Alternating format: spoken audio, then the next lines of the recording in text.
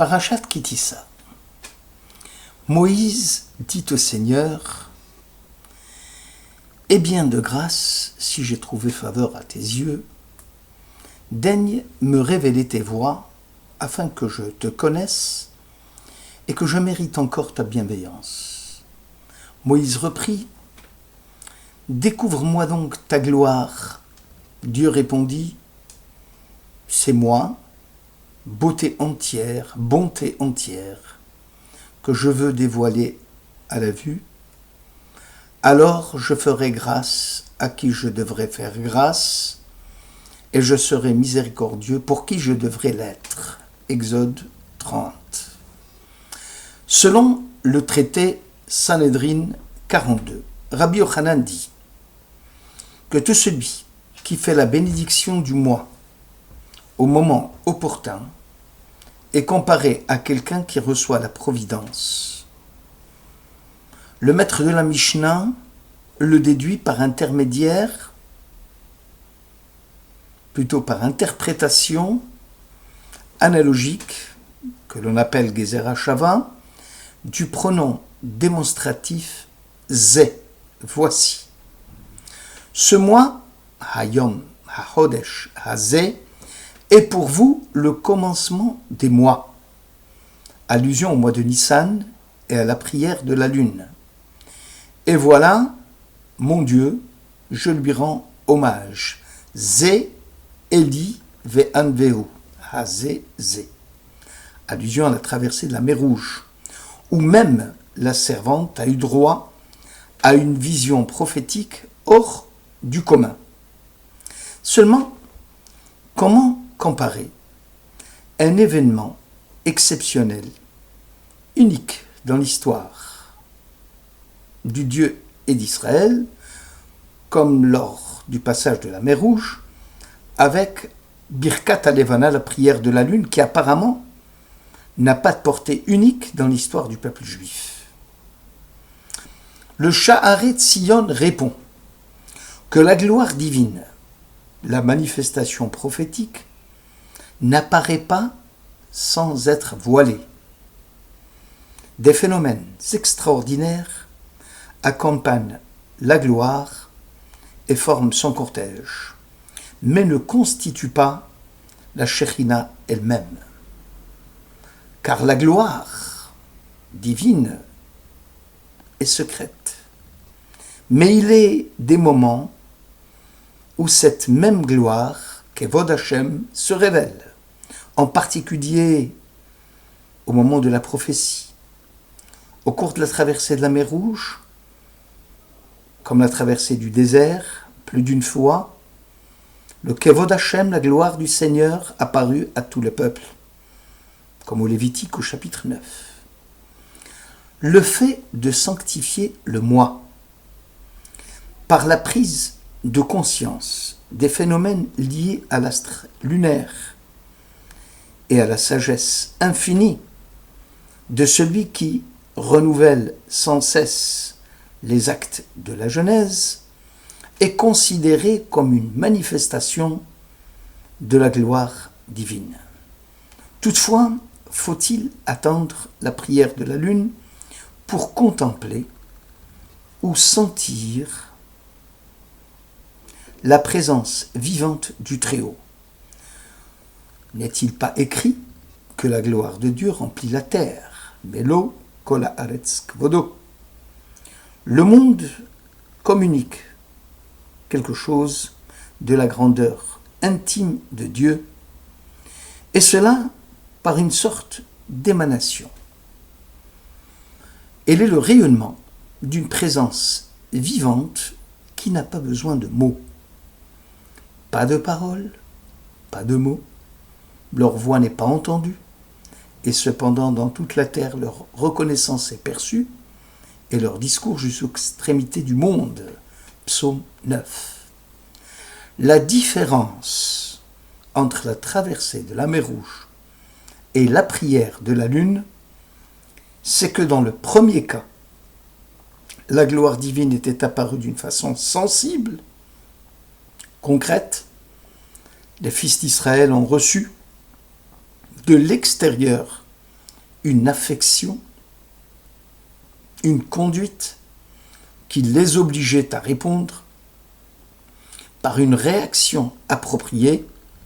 Voilà mon Dieu, Zéélie. La gloire divine, on peut dire, fut vue, entendue, clairement perçue.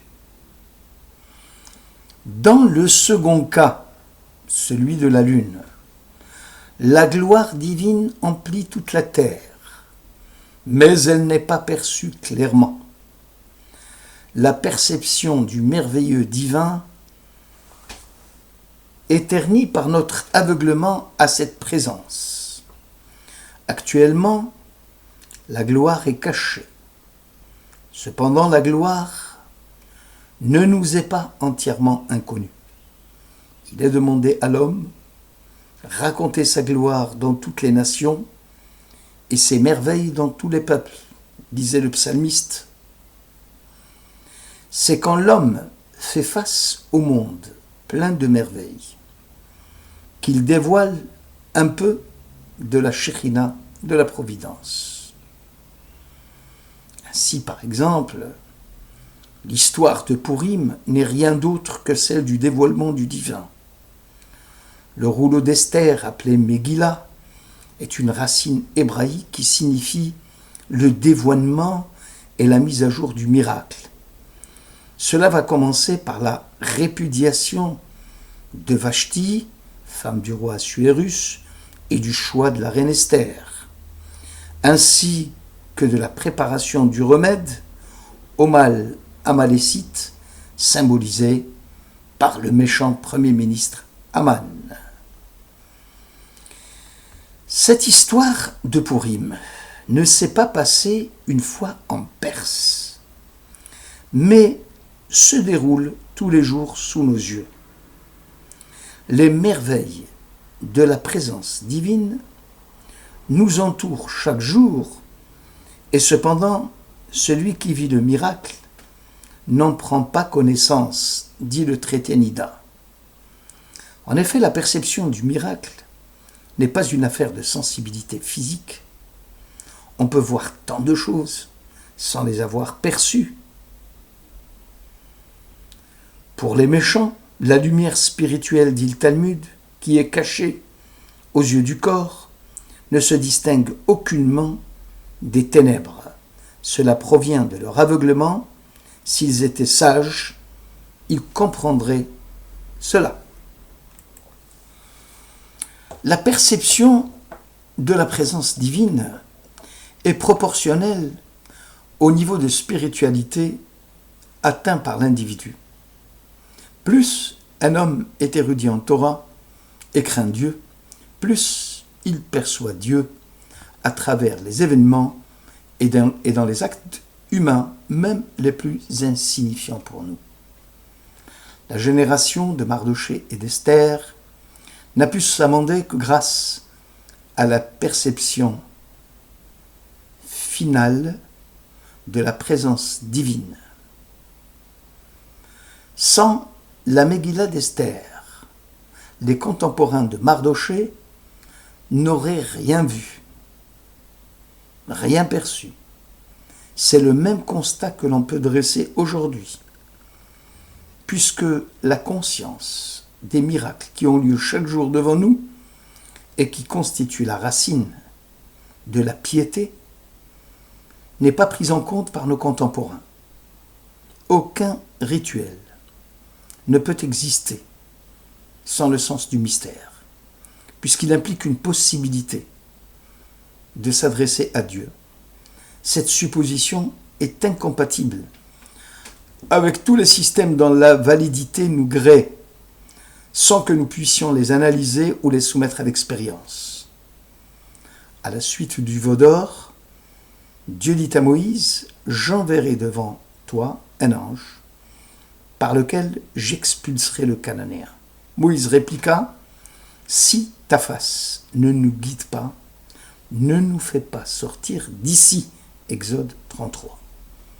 Dans ce face-à-face entre Dieu et Moïse, ce dernier refuse que le peuple soit dirigé par l'intermédiaire d'un ange, c'est-à-dire avec le mode du dévoilement du divin, il est préférable de mourir dans le désert que d'être déserté par la présence divine.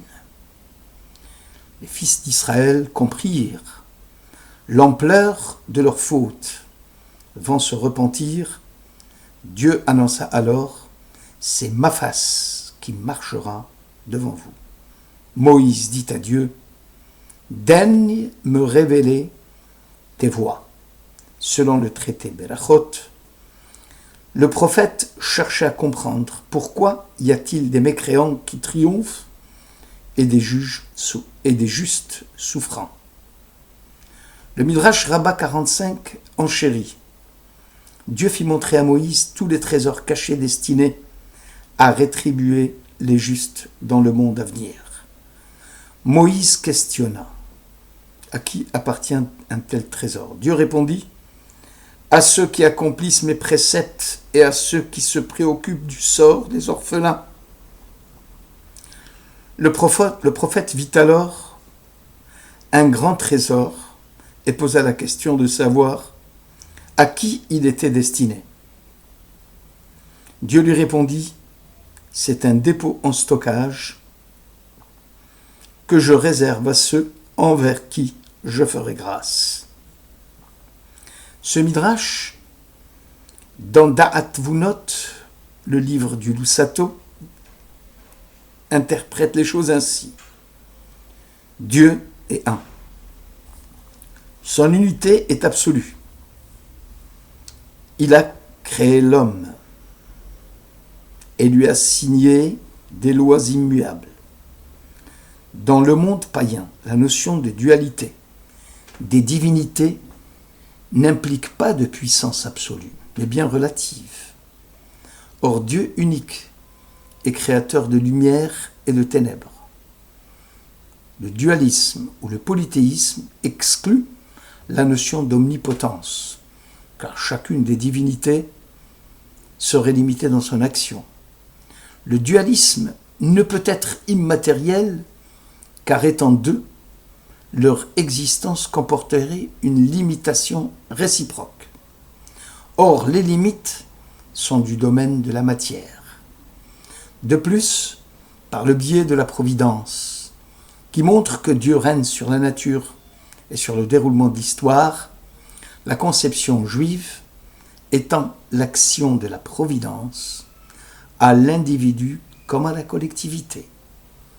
Il y a une attention particulière portée par Dieu à une créature déterminée, un lien entre le créateur et une créature particulière.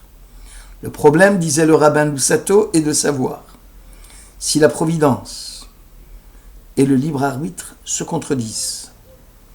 Le problème tire son origine du cas où les actions humaines interfèrent avec la réalisation de la volonté de Dieu. Or Dieu, écrit le rabbin, ne force pas les hommes à être ses envoyés contre leur gré. Parfois, ils se soumettent eux-mêmes à ses ordres, de leur propre volonté. D'autres n'atteignent pas ce degré d'élévation, mais se consacrent à une mission précise. Et Dieu agit par leur intermédiaire en s'aidant d'eux. Il arrive aussi que Dieu s'intéresse aux hommes dont les intentions sont loin des siennes, mais dont les actes destinés à servir leurs intérêts se trouvent conformes à la réalisation des buts divins. C'est là le sens « Je ferai grâce à qui je devrais faire grâce et serai miséricordieux pour qui je devrais l'être. » C'est là notre consolation, car Dieu peut ne pas tenir compte du passif de nos péchés, ni de l'actif de nos mérites. Seul le serment établi avec les patriarches et l'alliance scellée avec le peuple juif perdure. Lorsque nous nous interrogeons, comme Moïse, sur le sort du juste souffrant et du méchant heureux, nous ne voyons qu'un tronçon de leur histoire. Il est un temps pour toute chose et pour toute action là-bas. Le judaïsme, en fait, soumet l'homme à une exigence morale élevée. Il ignore s'il verra le fruit de ses bonnes actions dans le monde présent. Tout ce qu'il sait, c'est que son action influera sur la condition de son peuple. En réalité, les actions humaines reçoivent rétribution, non pas comme conséquence automatique immédiate, mais à distance, de sorte que le principe de la justice est sauvegardé et l'acte conserve sa valeur morale. Merci de votre écoute.